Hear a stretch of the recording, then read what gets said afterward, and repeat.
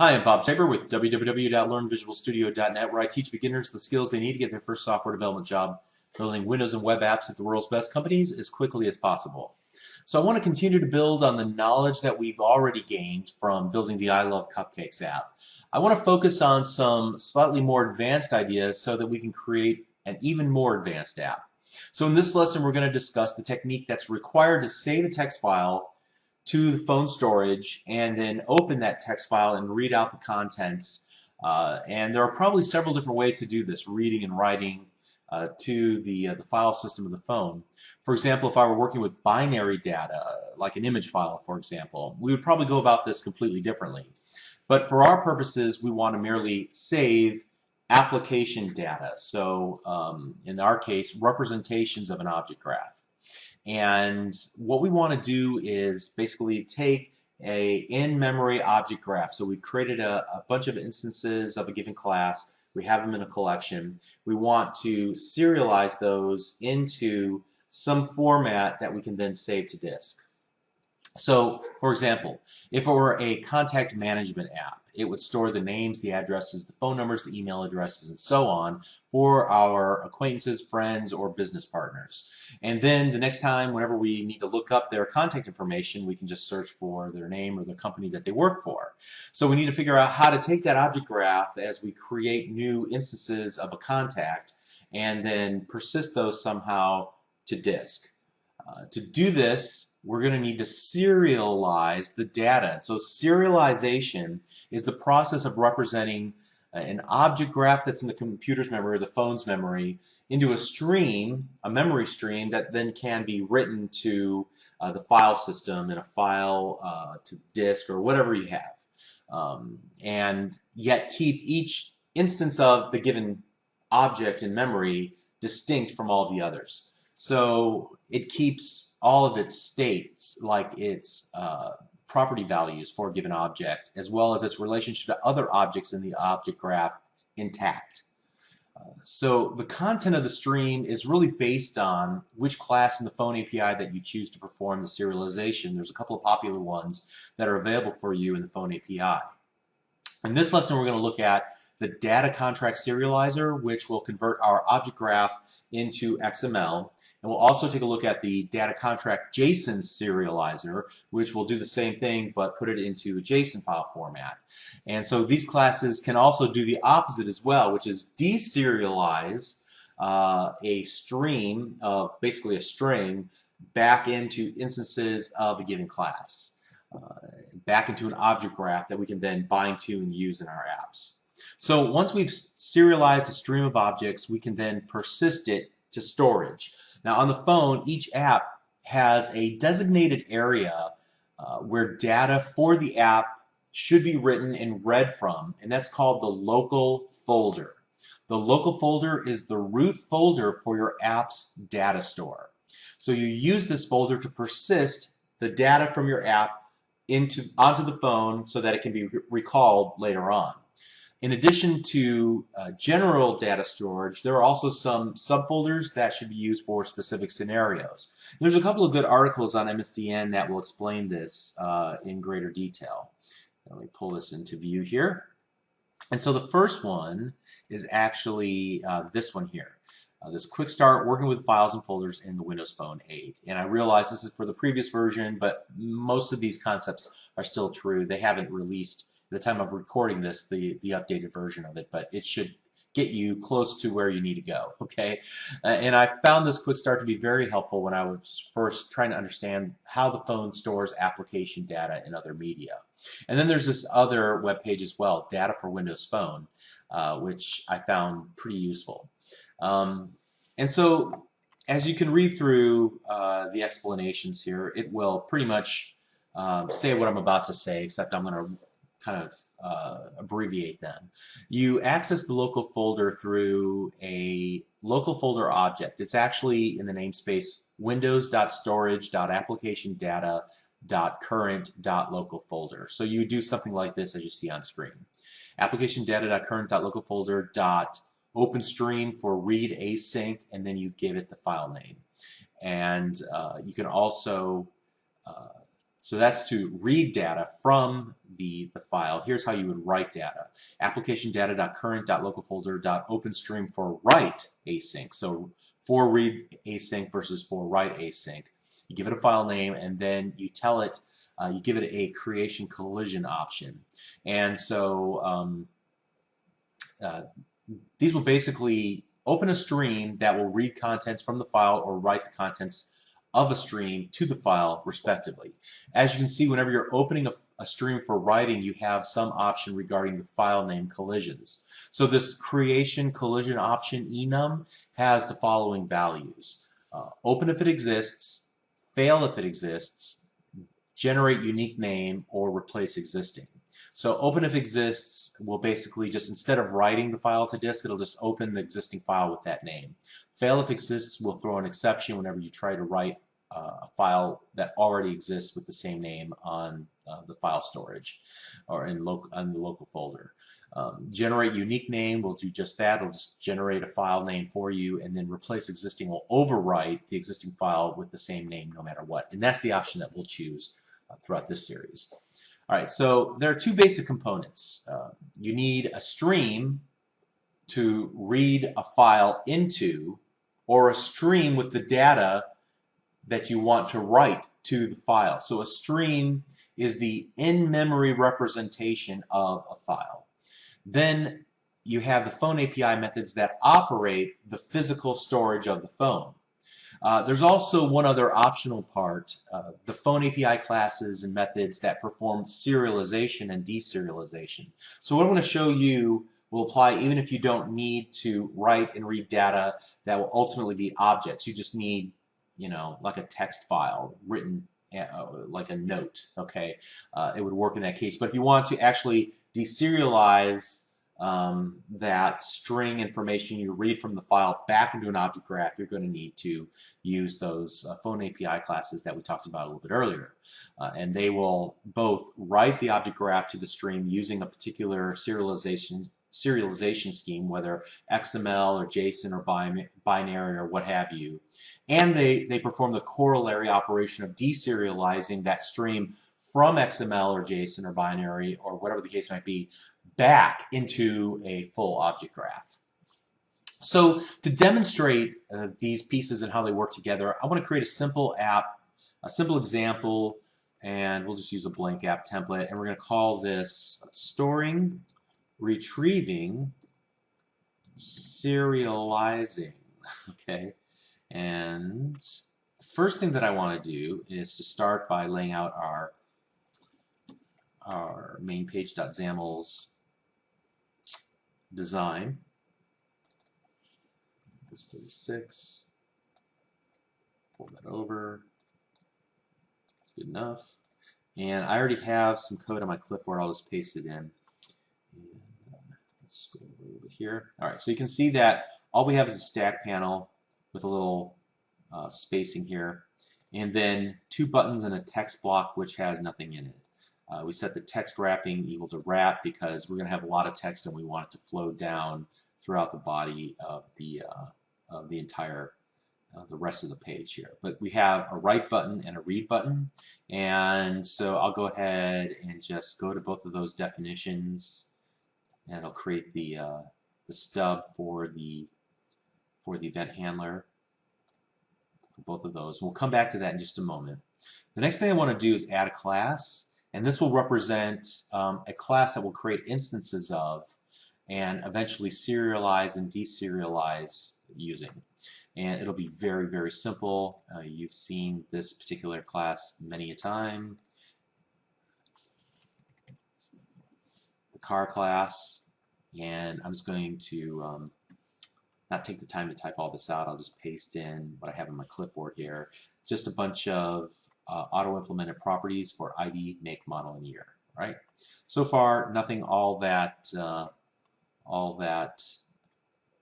difficult. What I want to do now is go back into the code behind for the main page, and here's where I'm going to actually start creating some helper methods. For example, I'm going to create a helper method that will actually build an object graph for us. So we'll create a list of car, and I'm going to, as you can see, add 3 new instances of the car to the my cars collection, and we'll return that to whoever calls this helper method as a list of car. All right. And so in this first example, I want to, in the write button, what I'm going to do is build the object graph and then write it to disk. And I'm not going to then perform the corollary to deserialize it back to an object graph. Instead, I'm going to read that file, and I want to print out the contents of the file as is without deserialization, just so you can see the XML that's being written to file whenever we serialize it using the write button. All right.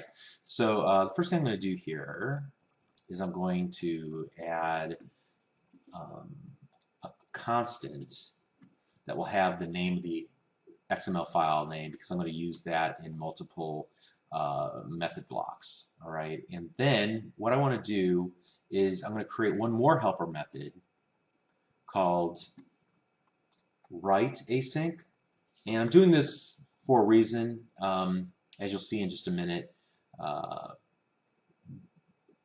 We're going to do this multiple times with different implementations, and so it would just be easier for you after the fact to see these methods fully implemented but not called from the event handler than to implement all this code in the event handler for the buttons, for the button click events. All right. So as you can see, I've got some issues here. I'm going to hit put my mouse cursor on the data contract serializer and hit Control period on the keyboard and add the using statement system.runtime.serialization. That will fix that problem. Application data.current, it doesn't recognize that. I'm going to have to add a using statement for that, so I'm hitting the Control period on my keyboard to add the using windows.storage namespace. That should take care of just about everything. I'm going to also, it doesn't have the correct namespace for the task, and so Control period system.threading.tasks, and that should take care of that, and we're all set to go. That's great. I'm also going to implement one other helper method in order to make all this work, and that is the read. And so I'm just going to paste its definition here as well. It looks like we have all the namespaces intact. So let's take a look at what's actually going on here. So first of all, we're going to get a collection of cars, a list of car, and then we're going to call the data contract serializer like we talked about earlier in this lesson, one of the 2 serializers that we're going to use. Its responsibility is to take an object graph and to serialize it into a stream, or to take a stream and deserialize it back out into an object graph. So what we're going to do first of all is, as you can see, we're going to give it the type that we want to work with. We're going to serialize the type of list of car. All right, and so now that we have a serializer that knows how to serialize type of car into a stream, we're going to then use this next line of code, or this using statement. We're going to call the open stream for write async, giving it the name of the file that we want to create, which we, as you'll recall, we're going to call this data.xml, and we're going to say go ahead and replace data.xml if it currently exists. Now that we have our stream as the context for our using statement, it'll be closed whenever we get to the bottom of this using statement. So that's the purpose of this using construct. So we have our serializer that knows how to take an object graph and turn it into a type of list of car. And so what we want to do is take that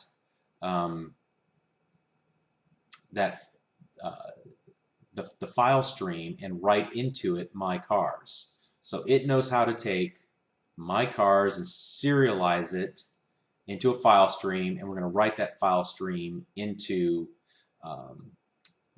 the stream that we've opened up here. Okay, and then when we're finished, we want to write to the text file and say that the write succeeded. Now we want to perform the corollary in the read XML async, which is to get the stream from the file. So give it the file name, open up that file and grab out the stream. And now, instead of deserializing it, we're just going to use a generic stream reader, and we're going to give it the stream so that it converts it essentially to a string that we can work with. And so it essentially converts it into something that we can work with to read out all the contents from that stream. And we say, reader, read to the end of that stream, and we will retrieve that out as a string that we can then print to our text block. All right. So the last thing we need to do is wire up our click events to the write XML async, or so here we go. Write XML async, and you can see we'll get an error message because these are async, so we're going to need to do await like so, which means that we're going to have to add the async keyword there, and that should work. And so we'll do the same thing here, async, and then we'll await the read XML async. All right, and if we've got everything right, when we run the app,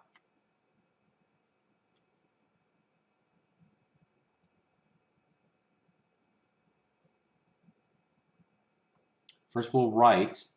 We get the message that the write succeeded, and now when we read it from the file, you can see this is all the, maybe not all of it, it couldn't even fit here, but the XML that was saved to the file and then read back out. Awesome.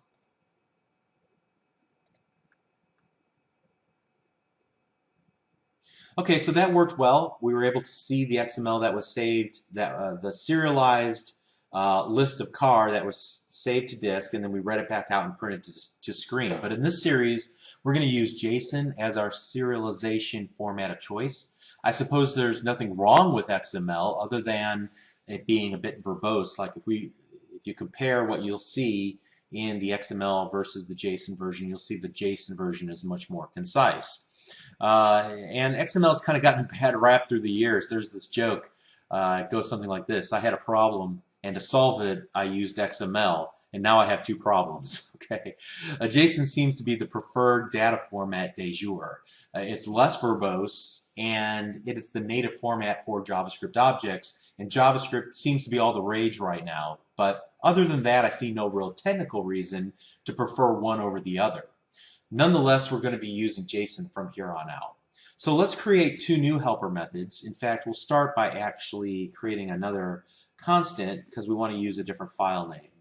And then I'm going to paste in two helper methods that I've already created. And this one will write JSON async, and this one will read JSON async.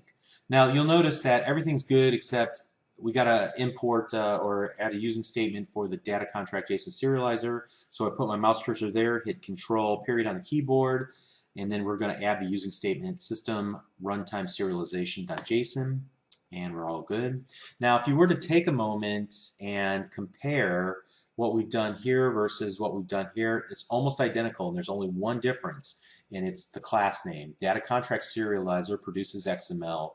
Data contract JSON serializer produces JSON. And so you can see this comment. Almost identical except for the serializer. This part is identical because we're just using stream reader to grab out the stream and read to the end of it to print that to screen. Awesome.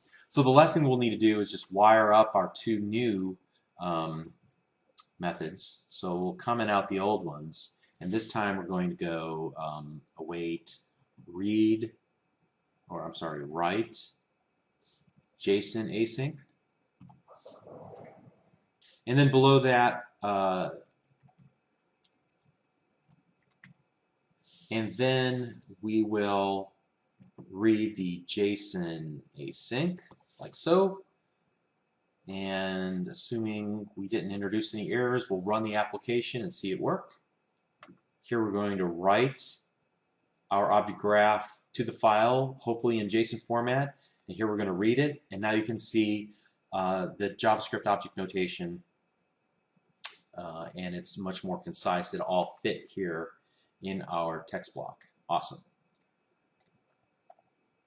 But ultimately, what we want to do is work with an object graph, not just raw JSON like we saw on screen there. So I'm going to create one final helper method that will actually perform the deserialization, and we'll use that instead of this read JSON async helper method. So at the very bottom here, I'm just going to paste in this deserialized JSON async. You can see that, just to walk through it, first of all, we get our data contract JSON serializer involved again. We say we want to create a new instance of this specifically for list of cars. We're going to call this JSON serializer. This part works the same. We're still opening the stream for read async.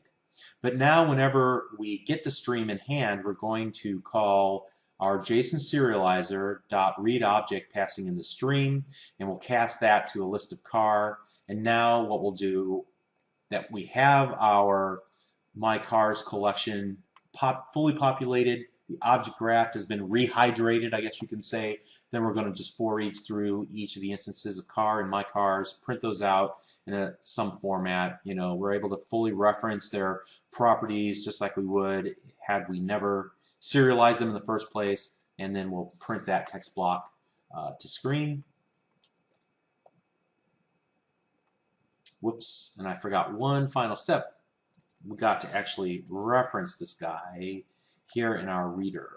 So let's go here, await, like so. I think that's all I need to do. Yeah, great. All right, so let's go ahead and write and then read it out. And now we have deserialized our JSON back into an object graph. Awesome. All right, so the biggest challenge in understanding the role of each is start that part over. Okay, so just to recap, really the biggest challenge here is understanding the role that each of these pieces play in the puzzle. If you don't fundamentally understand that there are 4 points or 4 big parts, then you might be a little confused when you see and think, well, what do I need to do next? First of all, there's the object graph itself that you want to serialize. Then there's the serialization classes and methods that you'll need to use. You'll need to create a serializer for a specific data type. And then you'll need to, once you have a serialized object graph, you want to turn it into a stream and then write that stream to a file in the local folder. Or the reverse could be true. You'll read it out of a file out of the local folder, pull it into a stream, and then deserialize that stream into the object graph, okay, back and forth. And so once you understand that, then hopefully it won't be a mystery to you what you need to do next. Will become obvious. Hopefully you can remember, at least at a high level, the notion of serialization, because it plays a really big role whenever you're transferring data between layers in a distributed application, or whenever you're working with file formats like we've done in this lesson. And a good example of serialization and deserialization is data that's transferred over web services.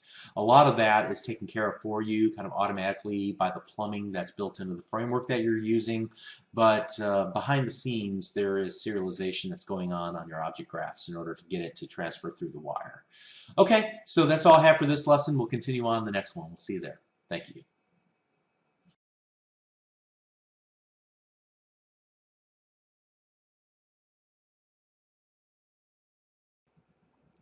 Hi, I'm Bob Tabor with www.learnvisualstudio.net, where I teach beginners the skills they need to get their first software development job building Windows and web apps at the world's best companies as quickly as possible. And in this short lesson, I want to talk about the command bar, which is another user interface element that we can use on the phone to provide more options in the form of icons, kind of like a shortcut icon, or menu options that can be expanded to show many potential menu options to the user beyond what they're able to just see in your app. And a good example of the command bar is in Internet Explorer. If you look down here near the bottom, you have the location bar. But let's go ahead and see, for example, there is a refresh button, and then there's this icon with an ellipsis, 3 little dots, and when you click that, there are additional menu options as well.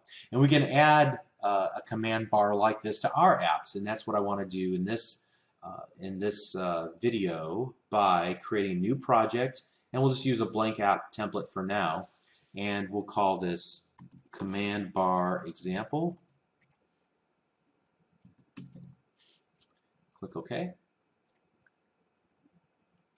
All right, so if we take a look at our main page.xaml, and let's resize this like we do always, get this down a little bit smaller.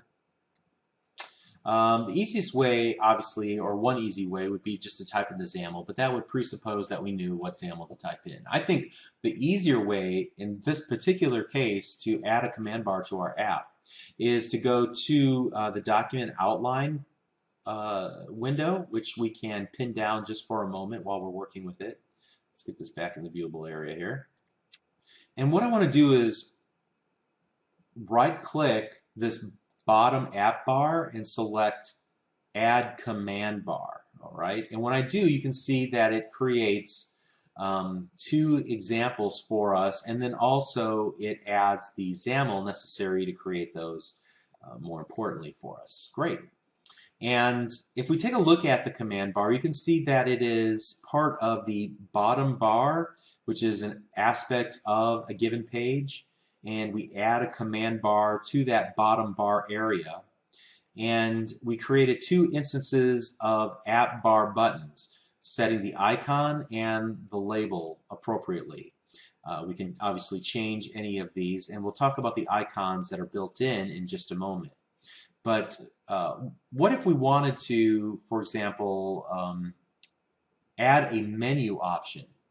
Well, you can see that we have no secondary commands currently defined, so I'll right-click and select Add an App Bar button there, and it creates a app bar button, but it's rendered as a menu item below it. So now if we were to run the app, and we click on the little ellipsis, we can see that our third app bar button is displayed there, as well as our first two. And they're not wired up to do anything just yet. Obviously, we get to decide what they do. Now, there's one other option here you may have noticed when, if I right-click and select Add an App Bar Toggle button, you can see that it creates an app bar toggle button in our XAML. And if I run the app again, what is a toggle button? It simply has two states, on and off. All right, so that might be useful for certain applications. All right. Let's talk for a moment about the icons. So let's go ahead and get rid of the document outline and move over here to our properties window. And I'm going to put my mouse cursor on a specific app bar button.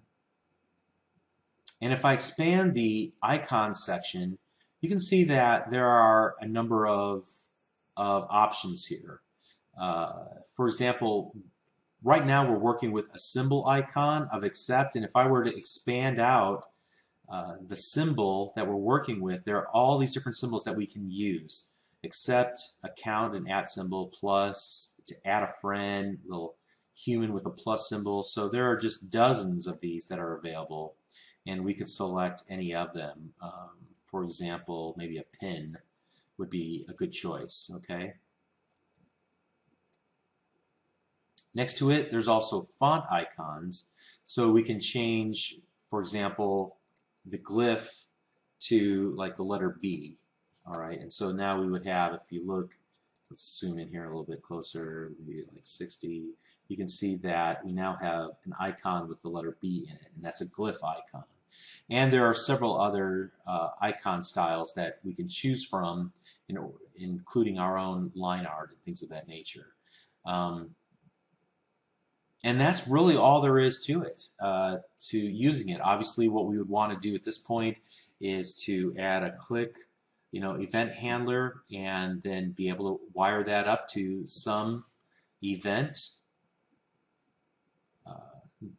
handler code in the code behind, and add any code we want here to fire off whenever a user clicks that option on our command bar. And that's all there is to it. But it's going to be very useful as we build our next app in a couple of lessons from now. So I just wanted to introduce that before we get into some more of the harder topics, like we'll start in the next lesson. So we'll see you there. Thank you.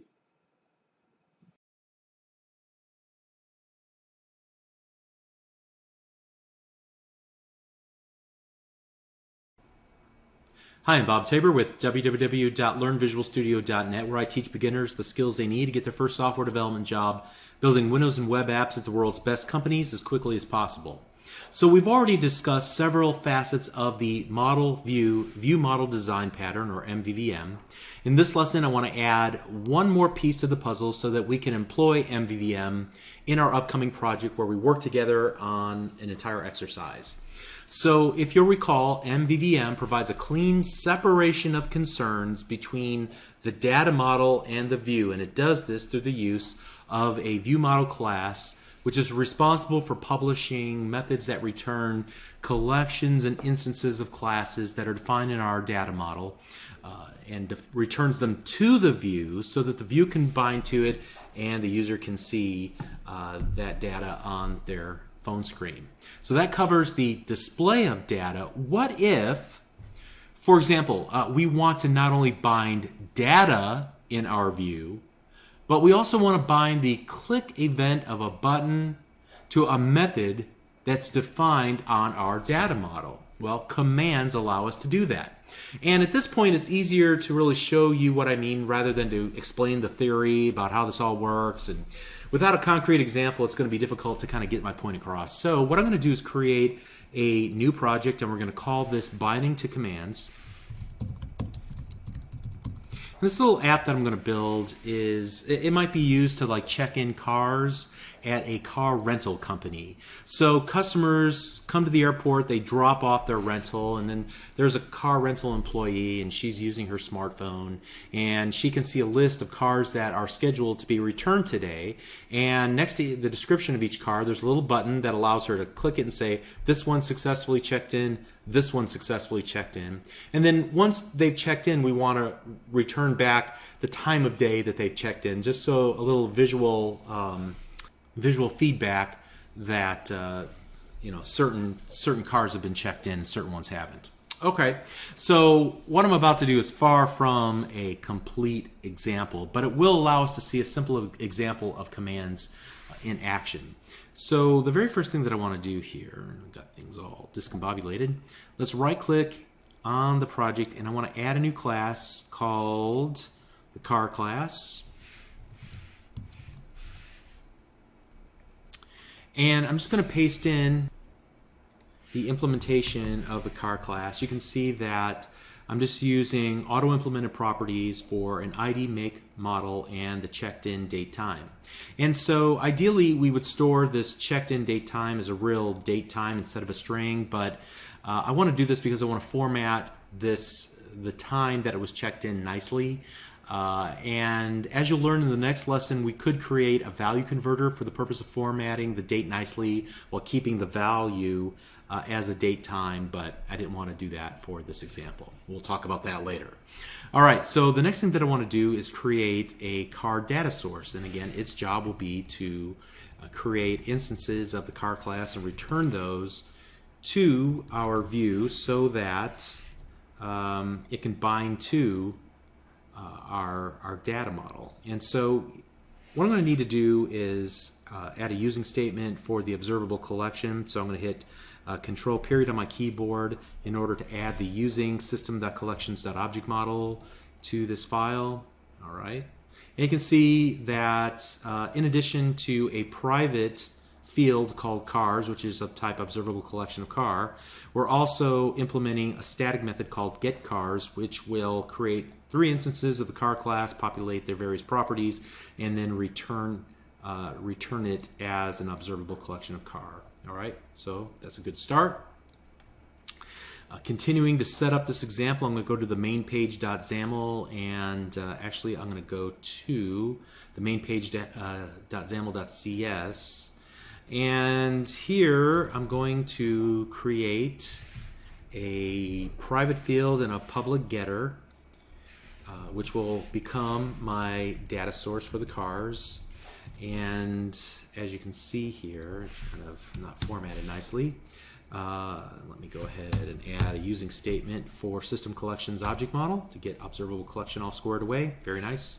All right, so we have a private field, and at the point of instantiation, we're going to go ahead and call getCars, which will return 3 instances of our car class, and then we're implementing a read-only public property called CarsViewModel that will be used then on our main page. In fact, let's go there and let's go ahead and set the data context for our page. So I'll just go here right before the background binding, and I'll set the data context for the page to the CarsViewModel.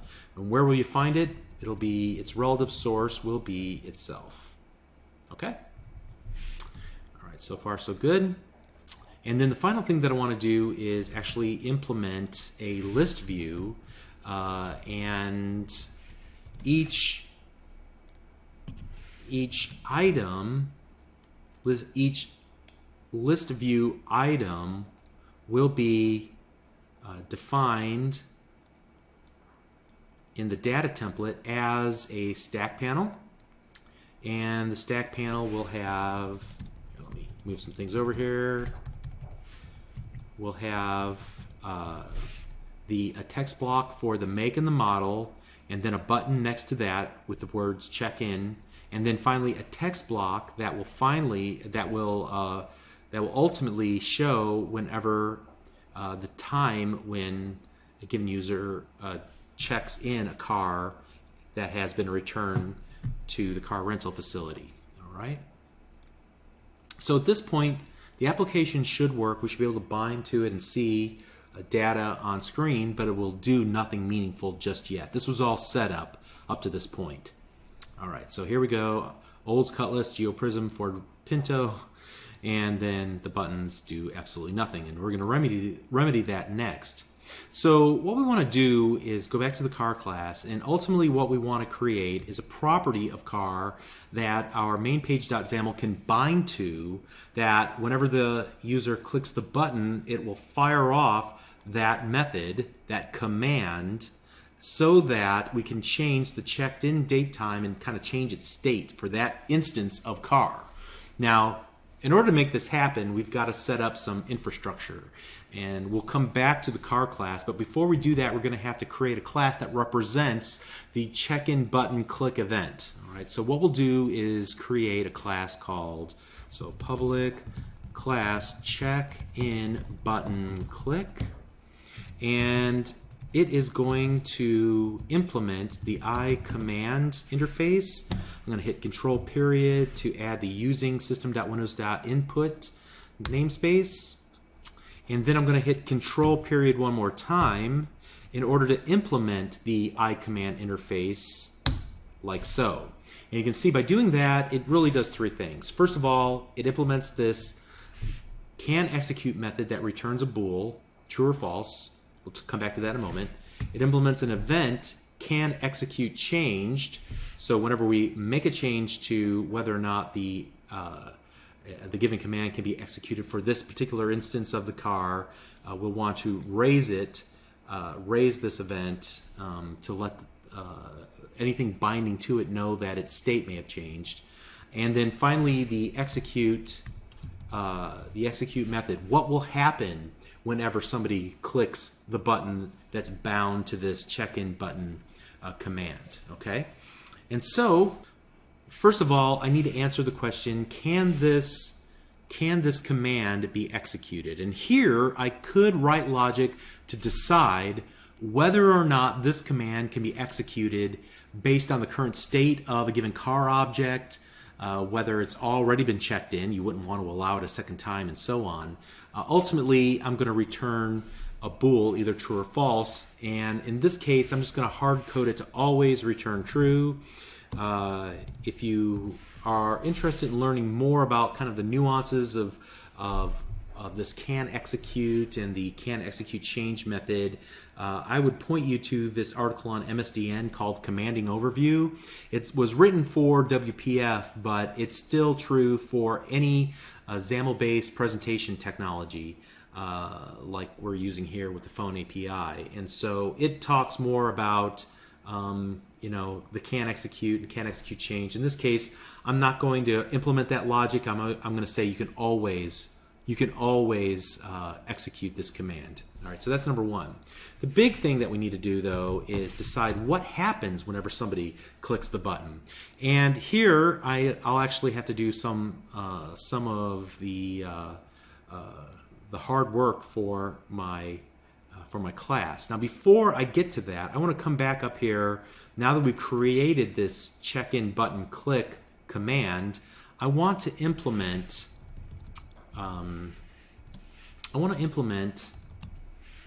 another property called the checked-in command property on my car. All right. So also then in the constructor for car, I want to set this checked-in command property to a new instance of the check-in button click. I now have a class that can be commanded, or in other words, that I can bind a command to. Great. The next thing that I want to do is tell the command what to do whenever this command has been executed. I have to make a fundamental decision whether I want to handle this in the data source or in the car class itself. My preference is to handle it in the car class, but let me show you a quick implementation of how I would go about implementing this in the car data source.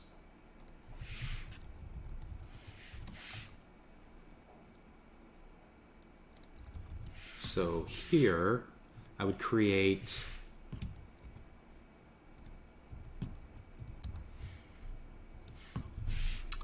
a check-in car, static void check-in car. You pass in the car that you want to operate on. We'll find that car in our private collection of cars, and then once we find it, then I'm going to set its checked-in date time to datetime.now, but I'm only going to pull off the time part of it with string.format and set it into this checked-in date time. So that's one approach that I could take. And then here what I would do is just this. I would call it like so, car data source dot check-in car, and then use this parameter that's passed in, which represents the object instance that that was clicked on, that's associated with the command, and cast that to car, and then pass that into my method. All right, so that's one option, but ultimately I like the option of implementing this on the car class itself, like so.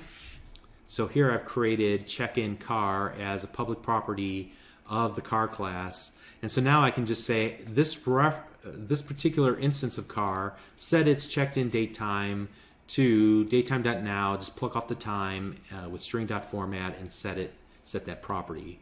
And then here in the execute, I would do just something as simple as this. So get the parameter, which is passed in, which is of type car. I cast it to car, and then I call for that particular instance the check-in car method. All right, great. All right, so the next thing that I need to do is to now implement this on my main page.xaml. So here on the button, I'm going to set the command equal to, and here I'm going to binding checked in command, and then I'm going to send in a command parameter, which will be just the data source for my list view. All right, so it's that data context is just going to flow down into the button, and we're going to pass whatever instance of the car class that we're currently working with inside of this particular item.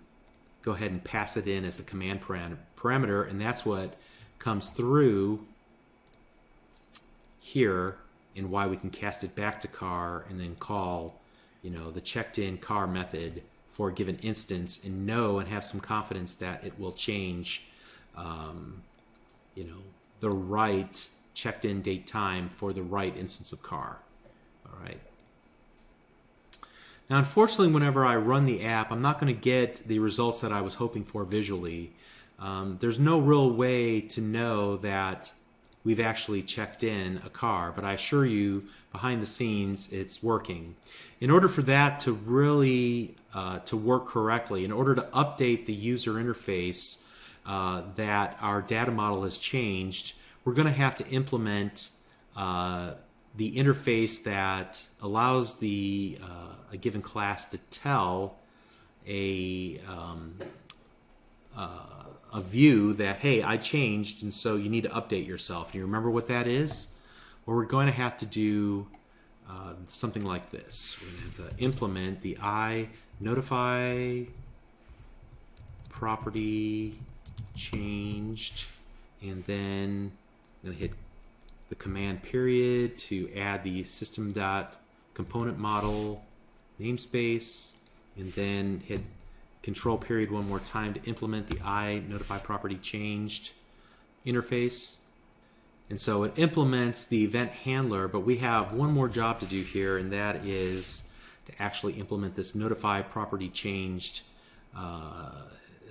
method that you pretty much want to use this templated wherever you are going to implement notify property change. And then furthermore, what we're going to have to do is change this from being an auto implemented property to a long form, the full property declaration. So we're going to go prop full tab and then string checked in date time, and I'm going to also, I guess I should do that, and then change this here to checked in date time, and oops, lowercase here. Let's see, okay. And then in the setter, what we'll do is we're going to call notify property changed, and we'll give it the name of the property that is invoking this. Okay. And now I think that's all I need to do. Now when I run the application, whenever I click, for example, the Geo Prism has been checked in, or the Ford Pinto, you can see that our text block is updated because the text block that bound to the checked in date time was notified that the property changed, all right, by implementing this notify property change. Okay, but that's not really the focus of this lesson. The focus is how to bind our button cleanly to a method like check-in car that we implemented in our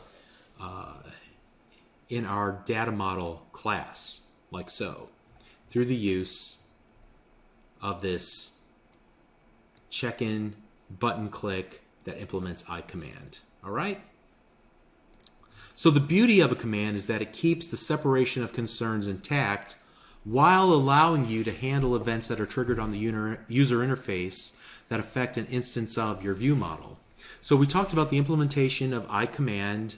We walked through a complete example, and we also looked at the practical implementation of an notify property change interface as well in the process. So hopefully that was beneficial. We're going to use this technique a couple of lessons from now as we build a full application.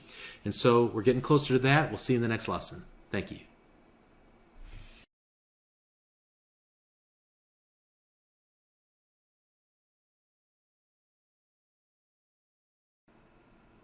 Hi, I'm Bob Tabor with www.learnvisualstudio.net, where I teach beginners the skills they need to get their first software development job, building Windows and web apps at the world's best companies as quickly as possible. So the last piece of the puzzle that we're going to need before building our next complete exercise app is to understand value converters. And so just briefly, sometimes you'll want to use data in your data model that's not quite in the correct format. Maybe you want to, for example, take a date and only pull off certain pieces of the date, or you want to modify the value in some way before you can successfully bind to it in your XAML. So a value converter allows you to do just that, to perform a conversion, to do some evaluation, to perform a calculation on the properties of your view model before you actually bind to it. And so in this lesson, I want to try to spark your imagination to start thinking about the various ways and the diverse ways that you can create value converters for your purposes to kind of massage your data into place so that it can be bound to correctly. So what I've done is to give you a setup project. And so wherever you're currently watching this video, or wherever you originally downloaded the video from, there should be the source code that accompanies this series. So whether, I don't know how they do this, so it'll either be in its own zip file or it'll be all collected together in one big zip file. But ultimately you want to find the lesson 26 folder, okay? And inside of that there will be a before folder, and we're going to put an after folder once I'm finished here. But I want you to copy this binding with value converters, and then I'm going to put it in my projects, Visual Studio 2013 projects directory. So I'll just right click and select paste. And now if I go to binding with value converters, I should be able to double click the solution and open this up. And so I have here the beginnings of a weather app. Now admittedly, I'm not pulling data from a real source. I'm gonna randomly generate the forecast, okay? But in a real app, you'd probably, hopefully, pull from a reputable online source for your weather data. And what I want to do is just talk about, to start off with, this weather.cs class. And I've got a number of different classes inside of here. And I just want you to think about the structure of this for just a moment. First of all, we have a daily forecast, and then each daily forecast has an observable collection of time forecasts. So the idea is this, that there will be 24 hourly forecasts for each day. So at a high level, we'll give you like the weather for the day, and then we'll have every hour the temperature for that given hour. We could expand this. I just wanted to keep it real simple here. And so for a given day, what's the weather, and then what's the weather for every hour of that day. Now you'll see also here that I have this weather is an enumeration, and that's not something that can be easily bound to, right? Yet we'll want to either show an image that it's sunny, it's cloudy, it's rainy, or snowy. There might be others too, again keeping this example small. And so how are we going to get that enum in and bind to it from our XAML? Well, that's where value converters come in. All right, so in addition to these classes, there's also this, what I would call this view model class. It's the 5-day forecast. It creates a observable collection of day forecasts with this static method called getForecast. And so as you can see, I'm going to actually just add 5 new day forecasts. I'm going to give it a date. I'm going to just hard code the weather to one of the enumerated values. And then for the hourly forecast, instead of creating each of these by hand, I'm just going to randomly generate these. And so I have this helper method called generate random time forecast. And so you'll pass in a seed. I think I'm just using the day of the week or the day of the from the date time. And I'm going to create 24 of these time forecasts. I'm going to set the hour from 0 to 23, and I'm going to randomize the number from 0 to 105, and then I'll add it to this forecast and return that observable collection of time forecasts and set that equal to the hour forecast for a new day. So ideally what happens here is that we'll have a lot of data to work with once we're done. Now you can see that I've also kind of gone through and, well, let me show you that I have assets. I'll just hover over them. Here's a cloudy, a rainy, a snowy, and I believe I have a sunny as well. And so we'll want those to appear in place of these enumerated weather values. And then on the main page.xaml, I just have I don't have any design time data, so that's not going to really help us out. We can almost close that off, honestly. You can see I have a list view control, and I'm binding to a weather view model. If we look at that, we're merely creating a public property get, so read-only weather view model, and I set it at time of instantiation to that get forecast static method that'll return back to me that collection of 5 daily forecasts. Each daily forecast will contain 24 hourly forecasts as well. All right, so we're just going to bind to that here for the page. So the list view will bind to that collection, and then we'll just, for each individual item in that collection, we'll bind to its date. I'm going to go ahead and hard code it here as we're mocking up our interface to one specific PNG file. And then eventually I want to get the high and the low. So I want to take a look at those 24 time forecasts. And I want to find the highest value from that and the lowest value from that.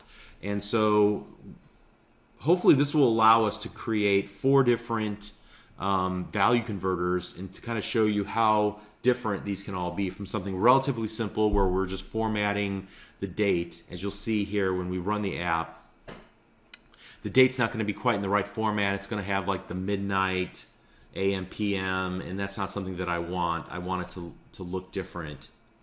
I want only to have just the date, or I might even choose Friday or Tuesday, you know, December 7th or something along those lines. I'll want to change, obviously, this image that we're hard coding to and change the high and the low that we're hard coding to. All right, so how can we do all this? Well, we can start by creating a series of value converters. So the first thing I want to do is start simple, and we're just going to format this date. So I'm going to add a new folder, and I'm going to call this my converters. All right, and inside of that I'll add my first converter. So I'm just going to add a class, and I'll call this date to string converter, like so. And then the first thing I'm going to do is I'm going to make sure this date string converter implements the iValue converter interface, and I'll have to use the control period technique to add the correct using statement to my file using windows.ui.xaml.data.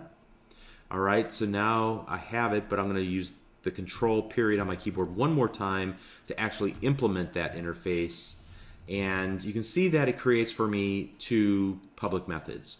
One is to convert the data, and the other is to convert the data back to its original format. So we'll get whatever value is being bound to right now. So in this case, a date time. We'll get that here in our value input parameter. And there's some other input parameters too. I'm not going to go into those in any depth. They're not really relevant for this.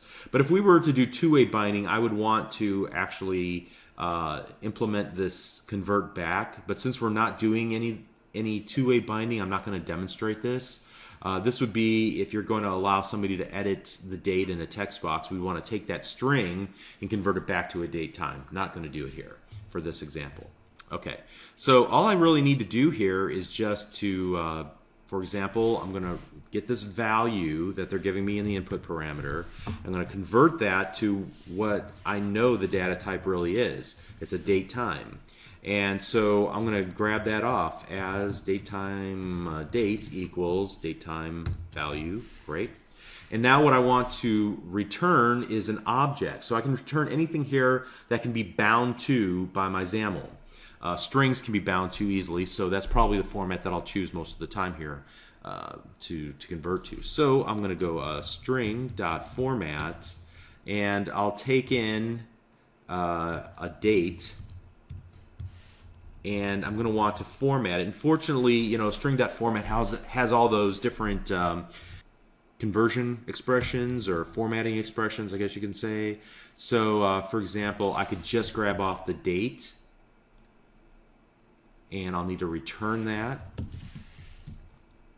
And let's go to the main page.xaml. The next thing that I need to do is I need to kind of register this with the page, and I'm going to make this into a page resource. So page.resources, and I'm going to add something called a date to string converter with the key of date to string converter. Now, unfortunately, as you can see, my main page.xaml has no idea what I'm talking about here. It has never seen this class name before. And the reason is because it doesn't have a reference to this namespace called binding with value converters.converters. So what I'll need to do here is add an XML namespace, and we'll call this just value converter, and I'll set that to a using value binding with value converters dot converters, like so. Now I should be able to do value converters, use that namespace, and it should find that class. And I think IntelliSense just needs to catch up with what I've got, with what I've put in here so far. In fact, let me just build the solution to make sure. The problem is I forgot an S. Let's just get rid of that one. That should work now. Yeah, it worked. Okay, great. All right, now I need to use that value converter. So here in my date, I'm going to modify the binding expression. So after binding to date, I'm going to choose converter equals static resource, because I'm referencing that page.resources, and you can see that it pops up in IntelliSense, date to string converter. All right, let's go ahead and save that. So let's go ahead and run the app and see what we get. And so now I'm only pulling off the date, not the time, and not AM, PM. So that's a great improvement. But let's go ahead and modify this one more time. Let me pull this down and get to the date to string converter. And in addition to the date, I'm going to give it the day of the week, because most of us don't think in terms of dates, we think in terms of days. So again, I'm going to use the date here, so I'm giving it item 0, and then 4 Ds in a row will give it Monday, Tuesday, Wednesday, I think. So let's go ahead and try that. And there we go, Monday, Tuesday, Wednesday, Thursday. All right, awesome. Okay, so that's a great example.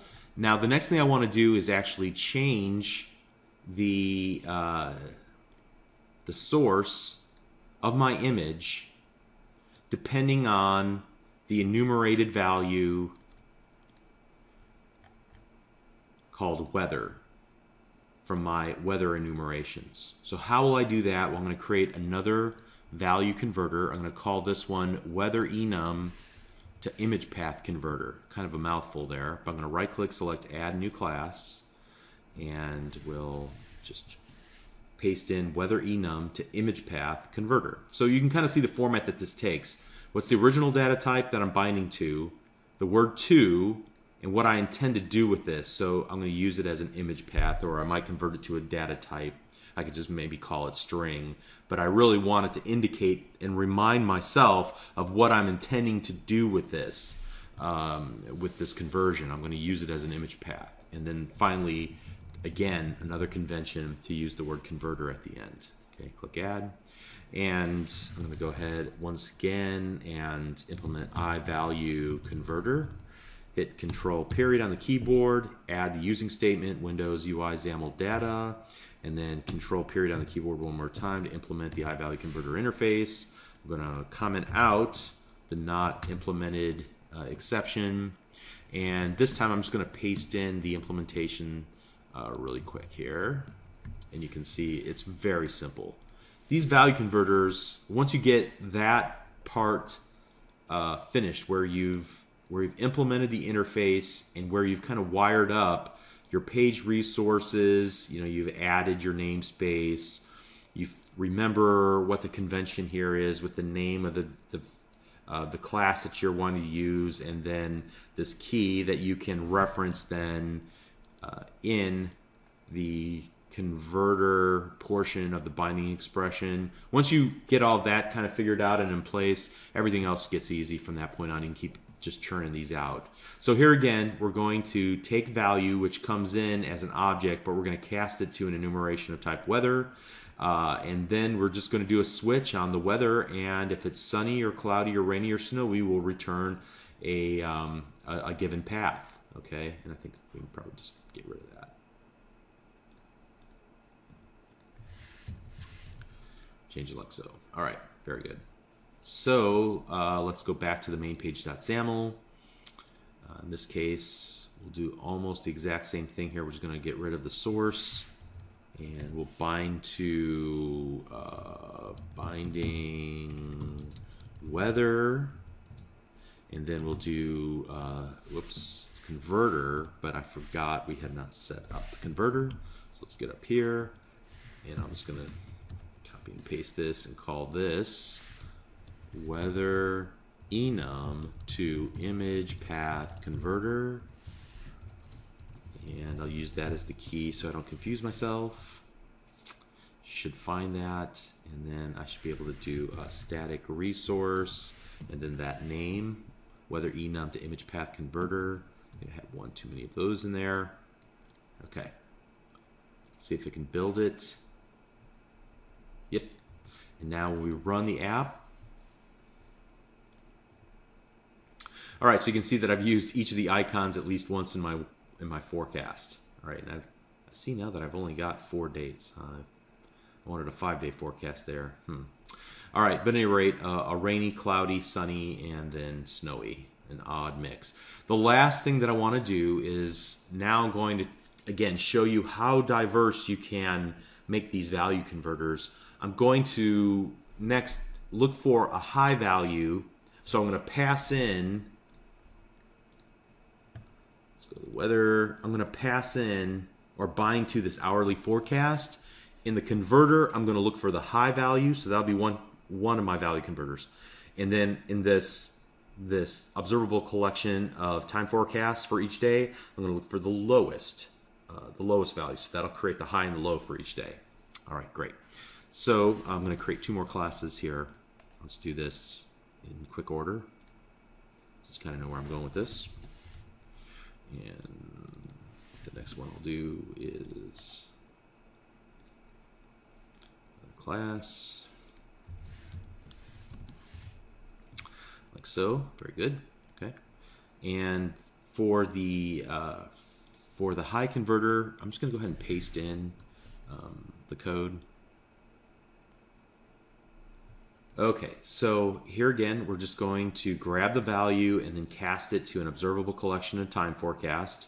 And now, since I have an observable collection, I can run a link query on it. So I'm going to take that collection of individual times and temperatures, and I'm going to order by descending on temperature.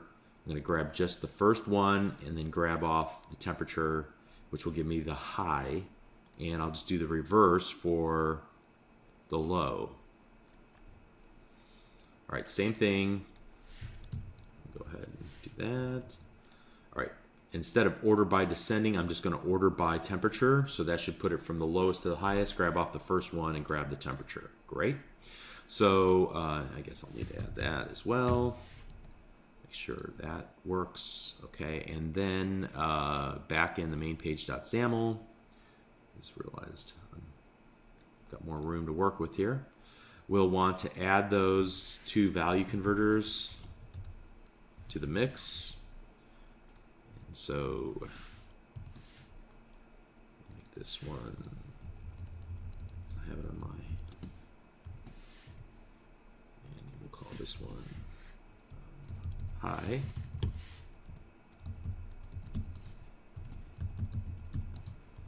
Like so. and then we will use them in the text for the text block where I currently have that set. That dummy data will go binding to the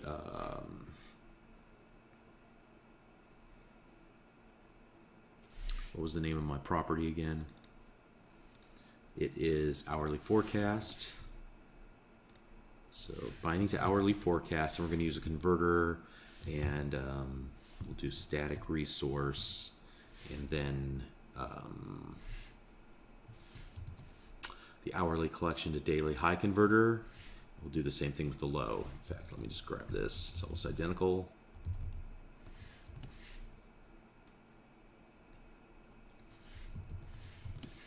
We'll just change this to low.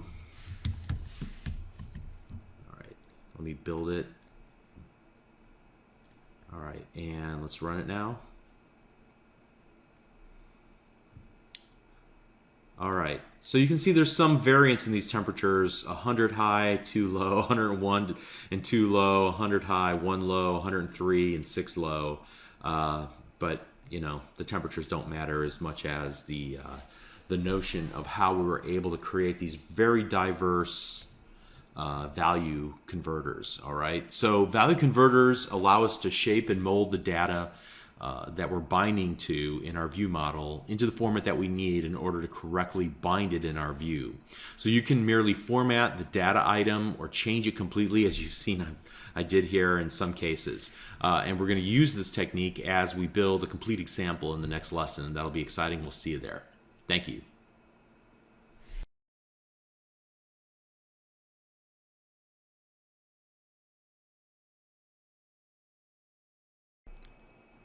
Hi, I'm Bob Tabor with www.learnvisualstudio.net, where I teach beginners the skills they need to get their first software development job, building Windows and web apps at the world's best companies as quickly as possible. All right, so in this lesson, I want to create an exercise for us that will combine many of the things that we've talked about previously into one example. You can see it's an app called Daily Rituals. Essentially, it's a goal tracking app. The idea is for 30 days, you'll track your progress against all the goals that you've created. So I'll create a new ritual or goal for myself. Let's call this Ritual 1, and this is the description of my new ritual, like so. And I will click the Add button, and now I'll be able to see that in a list of rituals. Let me add a second ritual, like let's say I want to read every day, and I want to read a book on Amazon's best sellers. All right, something like that. And click Add. And the idea here is that over the course of 30 days, that if I am tracking my progress, I'll turn this into just an idea into a ritual for myself, a daily practice. All right, and then as I every day run this app, I can track my progress against it. So did I do Ritual 1 today? Yes, so I'll click I did this today. Notice that it makes the button no longer enabled but disabled, and then it tracks my progress in a little progress bar. And so you can see I'm using commanding here to track the command, the progress for each individual ritual that I create. Furthermore, I'm using a value converter to convert my progress, so 1 of 30, into this progress bar value, and a lot more. We'll serialize and store the data so that when I stop running the app and try to run it again, all the data that I've entered into it will still be here and available the next time I run it. All right, and honestly, two things. First of all, I'm going to work through this very quickly. Secondly, this is probably not an extremely complete example. I'm not going to take the time to really make this look great and polish it. Feel free to take this idea and run with it and go any direction you want. It's not something I'm going to try and market on my own. All right, so let me go ahead and shut this down for now and then fire up a new instance of Visual Studio here. And we'll create a new project called Daily Rituals. New blank app project, by the way, Daily Rituals. Again, working fast. Make sure you pause the video. I'm going to be pasting in a lot of code, but I'll talk about what it is that I've done here. First, I'm going to create a new namespace, a new folder called data source, or let me call this data model instead, and we'll create a new class inside of there called data source. And it will contain both a class for my, I would call it domain model. So public class ritual, and let me just paste in the properties for each individual ritual or goal that I want to accomplish here. So I'll have an ID, which will let me get back to it, a name and a description, which we saw in the add screen. I could add goal 1 or ritual 1, I want to read every day, and then a long description below that. And then an observable collection of dates. And these are the dates that I've actually completed this ritual. So I clicked on that today. It adds an instance of today's date to that observable collection, and then we'll persist it later on. If I skip a day, obviously that would not be part of, if I don't, like tomorrow, for example, if I forget to read a book off of the Amazon list, then I wouldn't click the button. It wouldn't show up in my observable list of dates, right? So let me add the using statement to make sure observable collections are available. All right. Next up, this public data source will be kind of our view model that allows us to access collections of rituals. So what we'll do here is, first of all,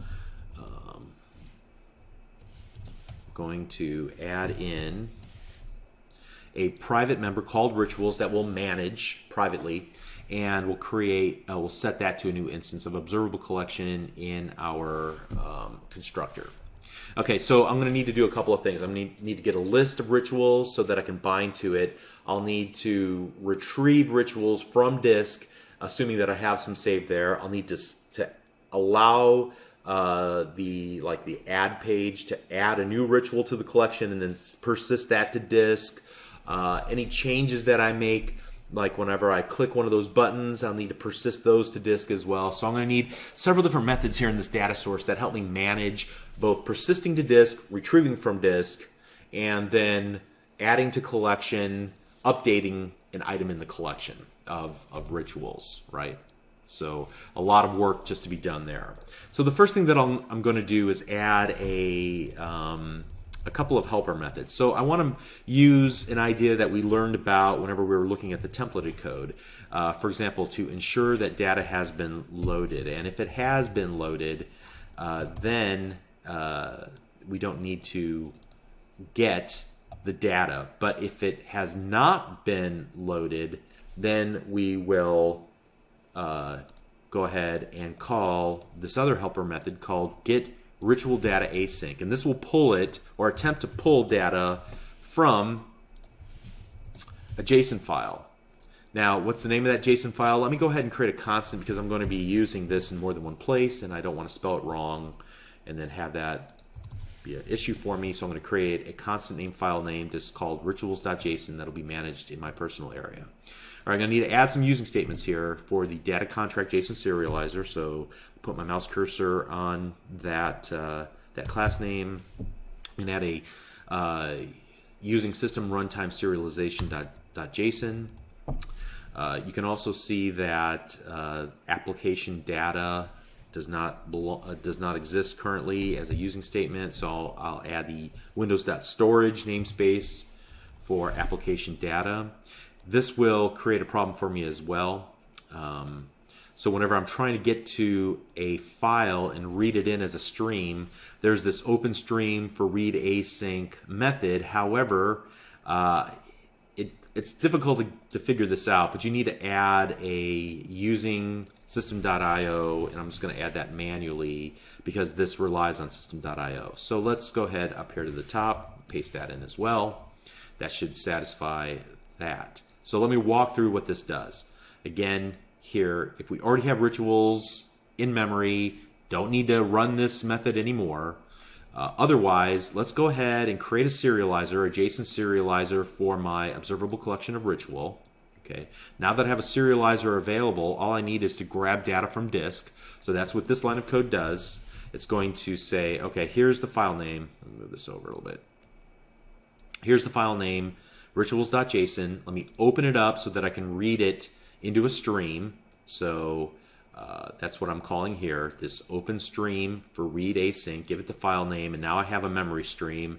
And now I can use my serializer and say, hey, I'm going to serialize this stream into an observable collection of ritual. So I take the serializer and cast its whatever the read object returns to me. And now I have any previous rituals and the state of those rituals in my private member called rituals. Now, if, for example, we attempt to load from the file and the file doesn't exist, well, then I'm just going to go ahead and say, well, then this is the first time we've run the app or the data has been corrupted. Let's just go ahead and create a new blank observable collection of ritual. All right, so that's what this try catch does around it. All right, so that is the process of getting the ritual data. Now let's provide a way to save the data, this observable collection of ritual, to disk. So I'm going to add in another private helper method called save ritual data async, and it'll just do the opposite. Again, we're going to create a data contract JSON serializer of type observable collection of ritual, and then what we'll do is call the antithesis of the previous open stream for read async. Now we're going to open the stream for write async, give it the file name, so rituals.json, and then say, hey, if that file already exists, go ahead and overwrite it. We don't need that anymore. And then we're merely calling the JSON serializer and saying, go ahead and write that object, the rituals object, to the current memory stream. And we use that using in both cases because once we fall out of the using scope, we want to dispose of that stream and close up the file and any links that we have to that file from our app. All right, so that is, we're able to now retrieve and save our ritual data to disk, to the phone's storage. The next thing that we're going to need to do is allow the app to actually add a new ritual to the collection of rituals. And so I'll create a public member for that here. And so as you can see, we're going to allow that add ritual.xaml stream, which we haven't created yet. We're going to allow it to send in the name and the description. It's going to create a new instance of ritual, and then it's going to add that ritual to my collection of rituals, and then call and say, all right, now that we've added it in to the collection, save that, persist that to disk, and return back to the main page.xaml. All right. And then finally, what we're going to need to do is allow main page.xaml to bind to our data. So let's do this. Actually, I'll put it right here. Some people don't like to mix their privates and their publics. I don't particularly have a problem with that. I generally roll things up anyway. What I like to do is kind of keep things, this public get rituals relies on the private ensure data loaded, and this relies on the one below it. So I kind of keep things collected together in the order in which they're called. Since this public method relies on these two private methods and this public method relies on this private method, I kind of keep them bundled up together. Whatever way you want to organize your codes, up to you. I don't care. Okay, but at any rate, back to the matter at hand. Get rituals will return the current rituals collection of observable collection of ritual, making sure that the data has been loaded. Of course, if it hasn't been loaded, then it will go out and get it. And that's the chain of command there. Great. All right, so I think we have, for the most part, a good start at our data model. Next thing we want to do is design up our main page. And this is where things get a little bit tricky for us. I'm going to take a slightly different approach here. We need to get our data model, our data source, to two pages. The main page.xaml and the and let's go ahead and add, so I can just reference it from this point on. Let's add a new blank page that we're going to call add ritual.xaml. So we need to make sure that our data source is available to both of those two XAML files. How can we do this?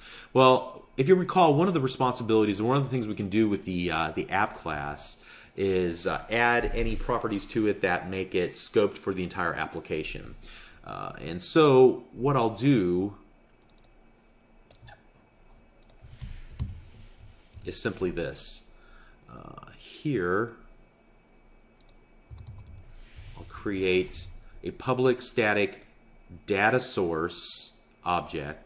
Why can't it find it? Well, because I have it in a different namespace, in this data model namespace. So let's see if we can't add that daily rituals.data model to our using statement. So we have now a public property, or a public field, I guess you can say, a static field called data model. And whenever the app loads up, what I'll do is set that to a new instance of the data source class, and from that point on we should have access it through app. So I can go app.data model, and that will represent this class here. Okay. So in my main page.xaml.cs, whenever we navigate to the page, I can just do something like of our rituals equals app.datamodel.get rituals. I know this is a different technique that we've used, and I just wanted to show you a different way to go about this. So this is awaitable, so we'll have to do the await and then add async like we've learned, like so. And then once we have that, what we can do is set the data context for the page. Typically we've done that just declaratively here in the page declaration, but there's another way we can do this.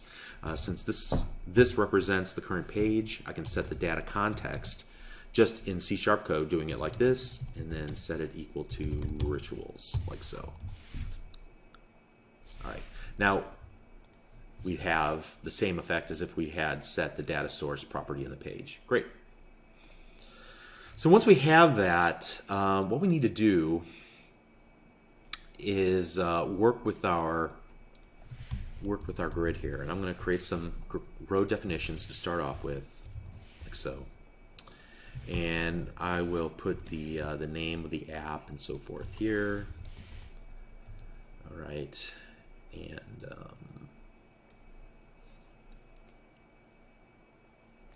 next up, what I'll do is create another grid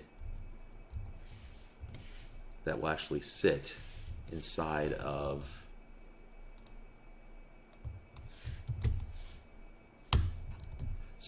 this other grid, and this will represent the data. Okay, and so inside of here, what I'm going to do is something a little bit odd that we haven't seen before, and that is I'm going to create an items control, and an items control will allow us to basically bind to the data source for this specific control, so that we can go grid.resources, resources, like so, and inside grid.resources we can create a data template.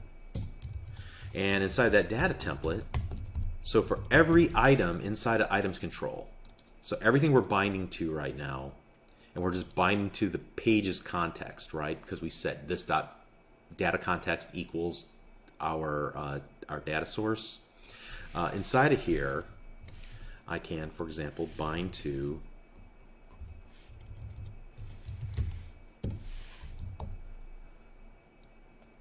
text blocks that have the name and the description for a given ritual.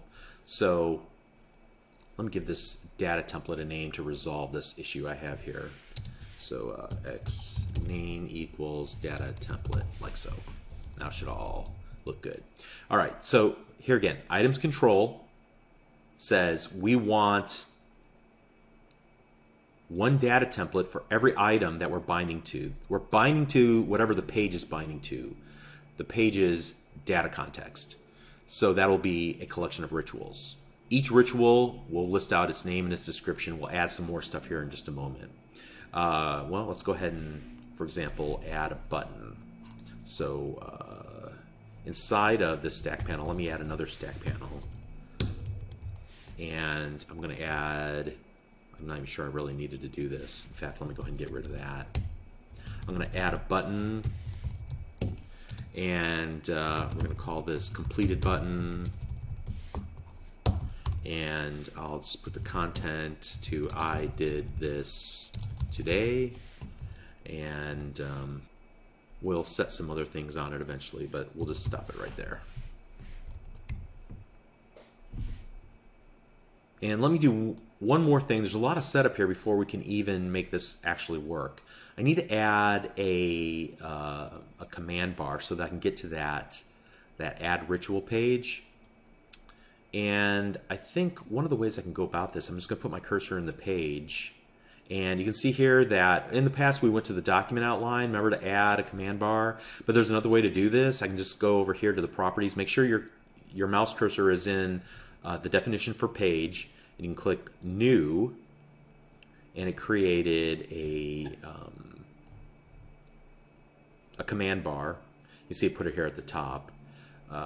And now let's put our mouse cursor inside there and say we want to add a primary command.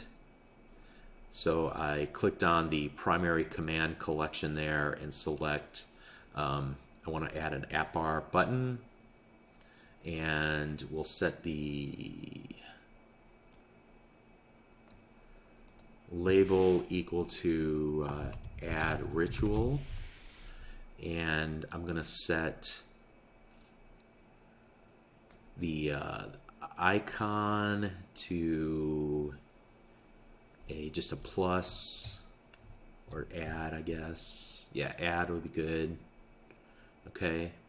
And I think that's all that I need to do. Maybe I need to give it a name. And so here we'll just say name equal add ritual, and then click equals add that event handler, and let's go ahead and navigate to it. So hit F12 to add, go to the add ritual click, and here we'll go frame.navigate the type of add ritual. All right, so should be able to do that now, and then let's go into add ritual and start setting that up. And for the most part, add ritual is pretty easy. I can make it a lot nicer, but I'm not going to in this case. I'm just going to paste in all of my content, essentially a goal name and description. It doesn't look good in the designer, but it should work just fine. So a text block and a text box, another text block and a larger text box, and then the add button, and then the add button will have an add underscore click. Let's go ahead and look at the definition for that. At a minimum, whenever we add, we're going to want to frame.navigate our way back to our main page.xaml. Whoops. We'll obviously want to do some other things too, like save this new ritual. All right. In fact, I think we can go ahead and do this. Watch this. app.datamodel.addRitual, and then we'll just use the goal name text box that we just added in XAML a moment ago, .text, and then we need goal description text box .text to give it both the name and the description of our new ritual. Oops, I have an extra one of these. So let's see this at work and see what works and what doesn't at this point. Everything compiles, so it must work, right? That's a good sign. Okay, so it loads up. No rituals to start with. Let's go ahead and add a new ritual. We'll call this my new ritual, and add this is a description here, and then click the add button. Hey, it shows up. Awesome. Now we click the button for the new ritual and nothing happens, so we're going to need to add a command and then also modify the whether it's enabled or not using a value converter. So now we've got some hard work to do. Okay, well actually let's see if it actually persists as well, and it does. Okay, so it saved it to disk. I'm very happy about that. Well, actually, I guess the true test would be it to suspend and shut down, and then run it again. Yep, and it saved it to disk. Outstanding.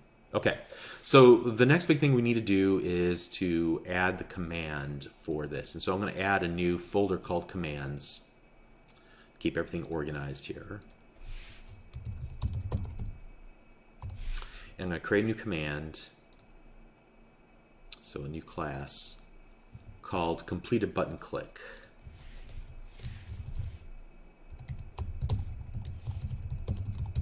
.cs, great. And we have to implement iCommand. Obviously, I need to add the namespace, and then I'll control period on my keyboard one more time to implement the namespace. Can you execute it? We're just going to say yes, you can. Return, return true. And then what we'll do here, whenever it executes, what do we want to do? We want to call app.dataModel. And then we're going to need a new method that allows us to say, we completed that ritual today. How are we going to do that? We're going to need to add something to our data model. So let's go back into our data source here. And we're going to implement a new public method. And I'll just put it at the very bottom here, since we're thinking very linearly. Complete ritual today. Passing in, give me the ritual. I'll look it up. And I will call a member or a method called add date. So let me go up and add a new add date method here, and I'll explain the method to my madness here in just a minute. But dates.add date time today. So that should make the change. Obviously, when we make that change, we're going to need to not only make it to the collection, but then also save that data. Okay, so here what we're using our internal collection of rituals. We're going to find the index for the current ritual. Once we found it, then we're going to say, okay, now that we found that specific ritual, change its date. It's been completed today. Add that today's date to that list of dates, and then save that data. Now, let's go back here and finish this, because we're going to call completed ritual today, and we're going to pass in, I guess, the parameter, right? But I think we're going to have to cast it. It's not going to like this, yeah. So we'll cast this to a ritual, like so. That should make it happy, although it cannot find ritual because it's not in the same namespace. Now it can find it. Now it's happy. Outstanding. All right, so let's finish implementing this this completed button click before we go any further. Let's go to our data source, and we're going to need to make a change to our ritual, right? We need to wire up. In fact, we're going to need to create a new property, remember? A property of type iCommand called completed command. And let's do a getter and a setter on that to make it auto-implemented. And we need to add the correct using statement for that, like so. Nice. And then in the constructor for this class, so public ritual, we're going to need to set the completed command equal to a new instance of completed button click. And as you can see, can't see that class yet, so we need to add a using statement to our commands namespace that's created whenever we created a folder called commands, like so. And also while we're here, we're going to need to create a new, we're going to need to do this. Dates equals a new observable collection of date time. So we can get that collection going since we're going to start working with it. Finally, we're going to need to go to our main page.xaml, and we'll need to bind to, so this button that we've added here, let's add it, so a command equals, and we're going to bind to that new completed command, like so. And we'll need to set its command parameter. We're going to need to bind that as well. And we're just going to bind it to the current object. All right, to the current source here, which will be a individual, a ritual, an instance of the ritual class. Okay. Now we're going to run this, but we're going to get some errors, I think, when we attempt to do this, or at the least, we won't get what we expect. So I'm going to click I did this today, and yeah, I hit a problem here.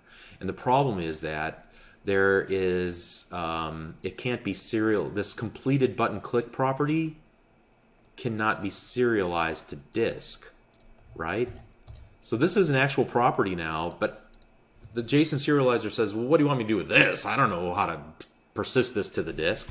So what we have to do is tell the serializer, well, then forget about it. It's really for another purpose. So you don't need to know anything about it. So we will tell it to ignore data member, and we're going to have to give it, yeah, using system.runtime.serialization. Forget you even saw that property. We're using it for something else. Let's go ahead and run the app again and see what happens this time. Huh, nothing shows up. Let's see what happens here when we type first goal. This is the first goal. Add. A null reference exception happens. What now? It doesn't like the fact that I'm creating. And I think at this point I'm just going to close down the, I think because we have some data in there and the shape of the data has changed, what I want to do is close down the emulator to reset the emulator completely, and then I'll rerun this again and see what happens. Just as a method of debugging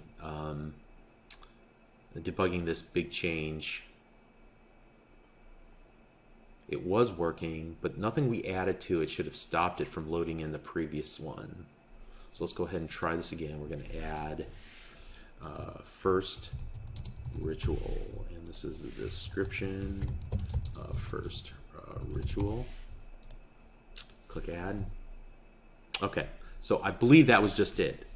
That previously, whatever we had serialized wouldn't work anymore because we changed the definition of ritual. Even though we told it to ignore that member, somehow it's internally serialized to that it had some knowledge of it.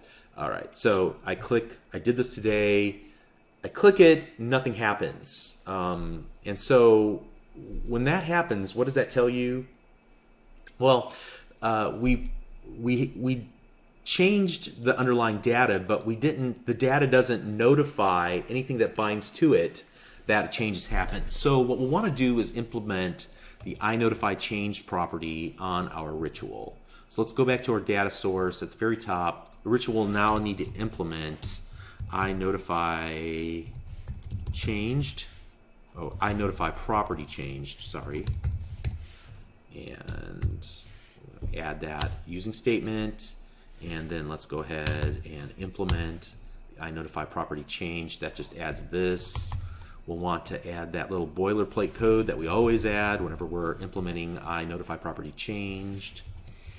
And then finally, what we'll want to do is in add date. This is really what we want to change. We want to let anybody binding to our collection of rituals to know that we now have a new date added to our collection of dates. And so it needs to say the dates collection has changed. So update yourself to reflect that. So that's what we'll do here. Notify property changed, sending in dates. All right, so that's the first big change. But then how are we going to reflect that change on the UI?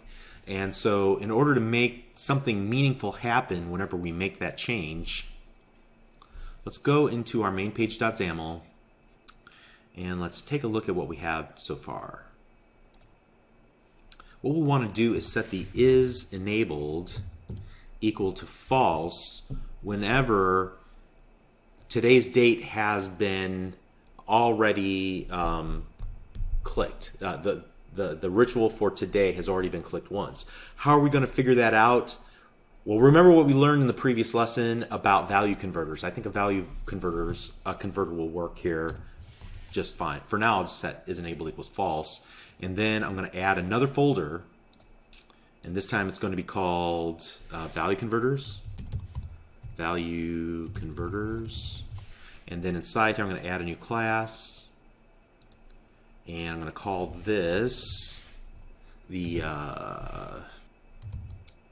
is complete to Boolean, because we want to know if today's date is complete, we want to set it to false. So that is what we're going to call it, converter. Great. And so we will implement value converter.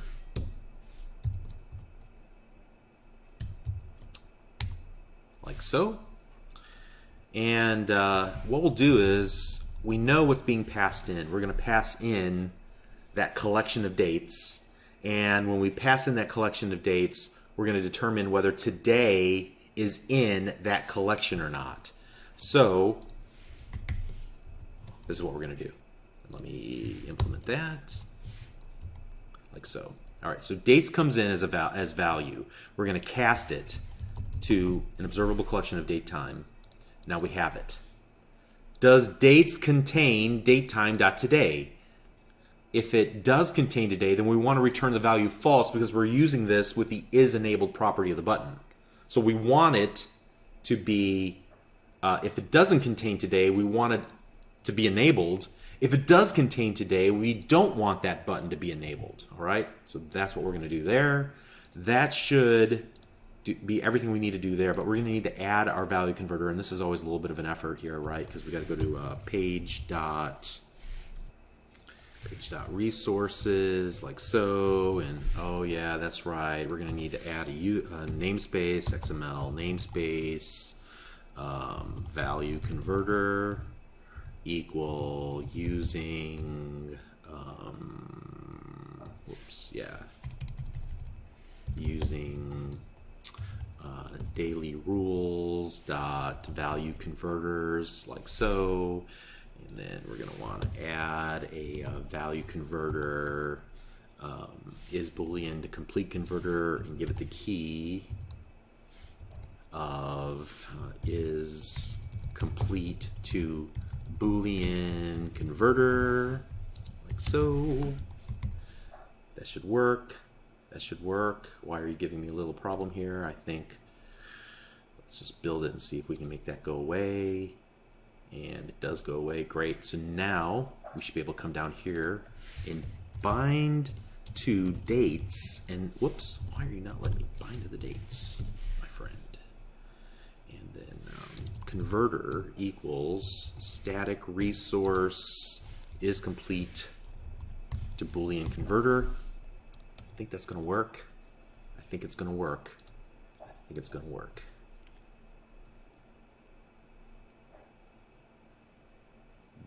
Yes, today I already clicked it once, so let's add another one and see if it works. So second ritual, and here's a second description, and then click add. Yes, it works. Oh, wait, what? There you go. Why didn't it? Maybe I didn't click it well the first time. That's definitely something I want to test a third time now. So let's do this. Third, and third, like so, and click the add button. All right, now I want to be very precise about this. I'm going to click this button. It did not update. Why didn't it update? We got to figure that out. Why didn't it update? You know why? Because I'm a knucklehead. That's why. Check this out. I put this in the wrong order, I think. Let's see if that works. Let's see if that changes things at all.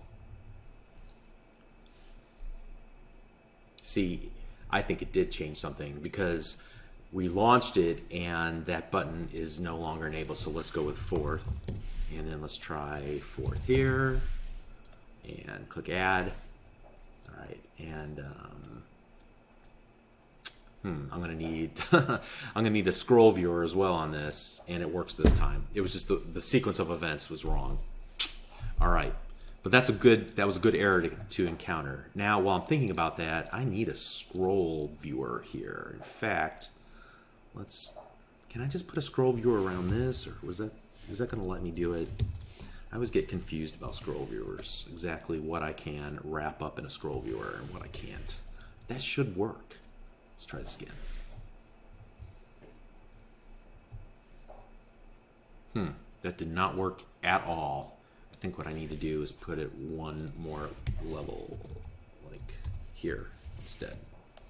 And move this to here as well. I know that'll work. I know it'll work.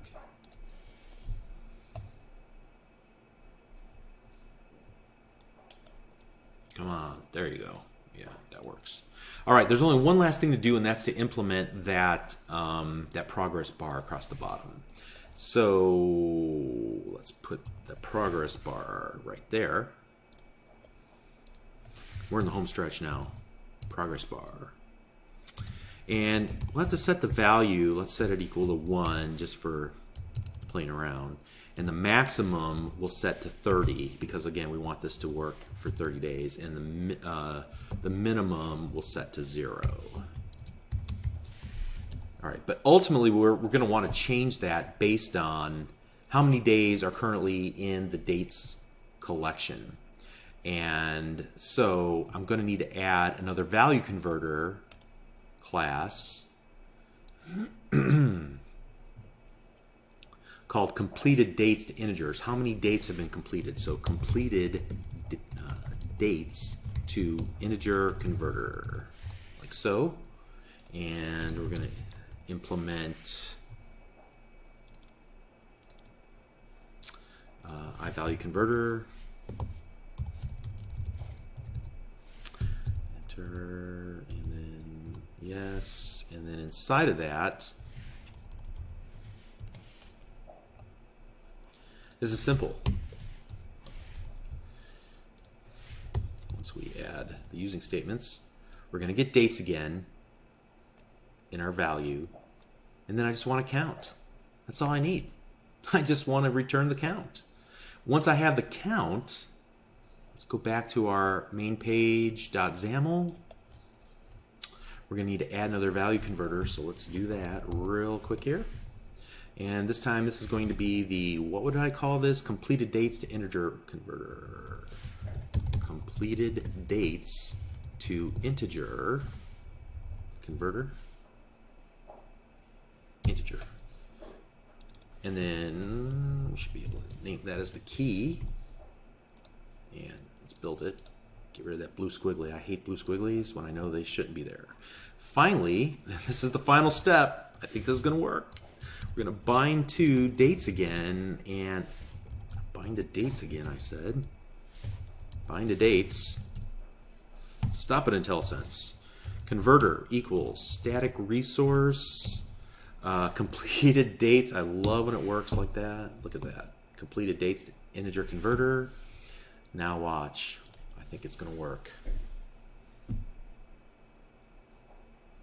All right. I guess the proof is, let's add a new goal name. New goal name. 5th or 6th, I guess, at this point. 6th and 6th. Click add. that item, you can see nothing's there. Do it, now it appears right under there. That was a long example. I knew it would be. There was a lot of pieces that worked together there, but hopefully you could see how they all came together to create a working app. All right, I have nothing more to say about that. Hopefully you were able to follow along. Take a look at the source code that I've supplied here if you ever get stuck. All right, we'll see you in the next lesson. Thank you.